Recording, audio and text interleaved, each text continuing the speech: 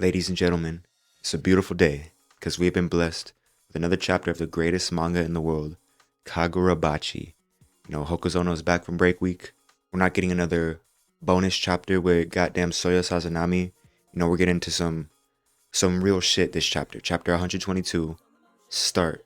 And that's what this chapter was. It was some real shit. A lot of exposition, a lot of world building, but that's what we're here for. I'm loving the change of pace that we're getting from part one to the Seitei War arc. A little something I meant to mention in my anime reaction video. A little something that people have been saying that's been bothering me. This is not part two. This is the Seitei War arc. Part two would not happen chronologically before part one. That just don't make sense to me.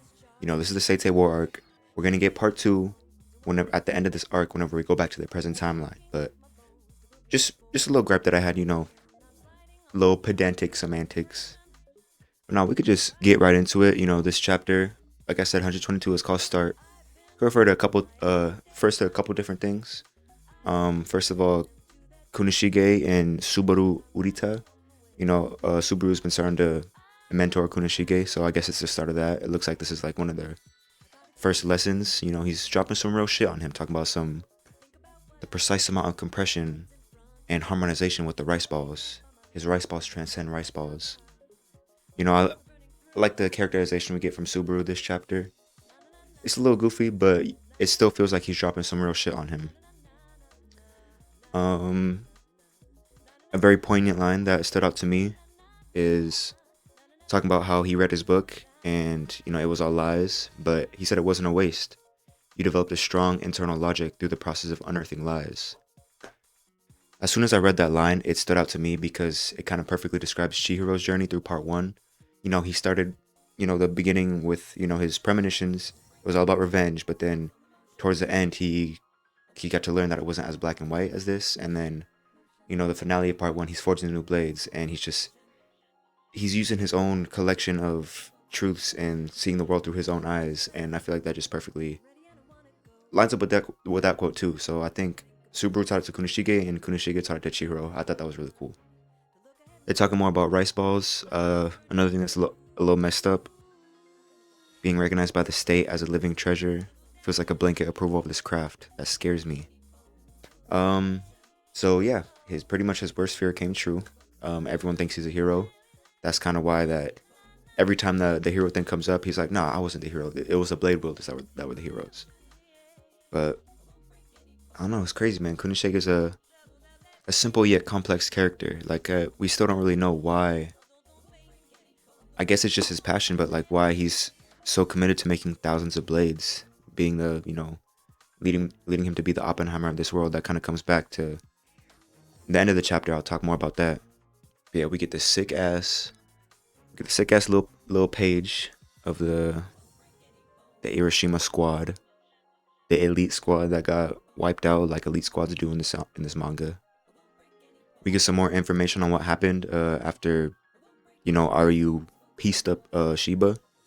Pretty much their main demands is they want Princess Soga. And then the old dude, I'm pretty sure this is Aryu's dad, if I remember correctly. But yeah, the princess will bear my child. And there was a lot of, on Twitter and on YouTube, I've just been, looking at Kagurabachi stuff after I read the chapter.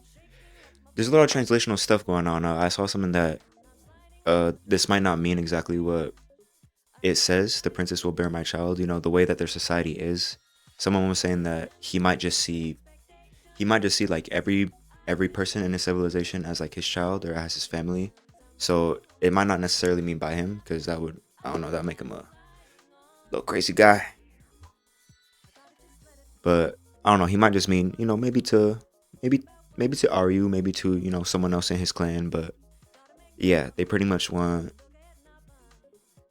to usurp the Soga's power. They want the precious Soga sorcery, the precious Soga blood. And then yeah, after the conference ended, she collapsed, she got another vision. And what that vision was, she saw Aryu, and she said there will be hell on earth. So she might be talking about the war, she might be talking about the malediction, but hell on earth, man. I think she's talking about both, but yeah. Man, there was a lot in this chapter. We finally got an Azami mention. Azami Vision. You know, I don't they didn't really mention him, but we get to see him. I can't wait to see what Cal can. You know, I can't wait to see what she is gonna do about this. She's gonna be doing the most. But yeah, shout out Azami, man. On top of getting the Azami panel, we also got a Hiyuki mention. Maybe the ultimate Hiyuki upscale. You know, Hiyuki stocks going up because they talking about the flame bone in this. And more translational stuff. They said they haven't had an appropriate master in ages. Apparently the original translation is tamer. Doesn't really change much because we already kind of knew that the flame bone is like kind of this its own separate entity. You know, we already saw Hiyuki talking to it. You know, people kind of compare it to Maharaga. It's just like its own entity that could maybe be controlled if you're strong enough. But yeah, what got people in a frenzy is this line right here. If it got out of hands, it could relegate the entire continent to a scorched wasteland. So Hiyuki is continental confirmed. Nah, but for real, more translational stuff. Apparently, in the original Japanese, it just said the Japanese archipelago. They just talking about Japan, which I don't know, makes sense. It's fire. How is it gonna like spread? Japan's an island. How is it gonna spread to the mainland? But they use in the translation they use continent, so I feel like it kind of is that level. But just because of the way Japan is an island, it just wouldn't work like that in reality. But man, the flame bone is powerful, man. That's I think that's exactly why we saw a little bit of it, but then Hokuzono had to pretty much sideline Hiyuki for like the rest of part one. You know, through the whole Sword Bear assassination arc and Kaminami raid arc. Kind of to a smaller scale, kind of like how he in JJK they had Akutami had to sideline Gojo for the Culling games because man, Hiyuki's just too strong, man. If she was at Assault on Kaminami, she would have. If she was at Assault on Kaminami, she would have handled everything. So, you know, Hiyuki stock's going up. I think she's gonna play a big role. She's gonna play a big role in part two. I don't think she's gonna be in the main trio. I still think the main trio is gonna be Chihiro, Hakuri, and Iori. But yeah, man, Hyugi's just gonna be that powerful figure that Hokuzono will be able to use wisely. I have trust in that. Someone else a little smaller, Hiroto Soga. He alone could dismantle a powerful dynasty. Kind of makes him special grade.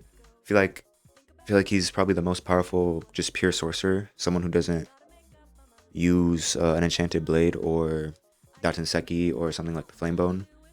So, man, he was cold. He was cold. It sucks that they died. You know, rest in peace, Mashiro. Rest in peace, Hiroto. Rest in peace, Yosunojo. They were cold, but man, that's just how it goes with elite squads. Then we get a nice moment between Kunoshige and Shiba. Man, this little flashback panel right here. My Kohai's turning 18. Forge him a good one, would you? And you just see Kunoshige just sees, Mashiro's sword right there, because he's not here. He's not here to use it anymore. And the chapter ends. I don't know who Hasumi is. Just probably one of the government guys, the counter sorcery guys. But chapter ends. They're holding this document. It says the Enchanted Blade Plan. March 21, midnight start. So chapter comes full circle. It's called Start. All this happened on March 20th, but now that it's March 21st, looks like Kunoshige is going to get started on the Enchanted Blade Plan. And I don't know, it's just more similarities to Oppenheimer because, it wasn't just Kunoshige by himself that just made these enchanted blades. It was like the whole government. The whole government was involved in it, doing research, making plans for him. And yeah, it's for the war. Man, the Mikaboshi just know how to use the Datenseki, and it looks like that's just going to be the key. The only winning strategy is to utilize the Datenseki. So yeah, man.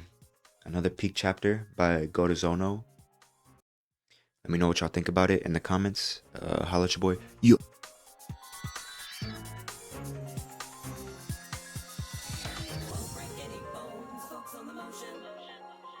I won't break any bones, focus on the motion.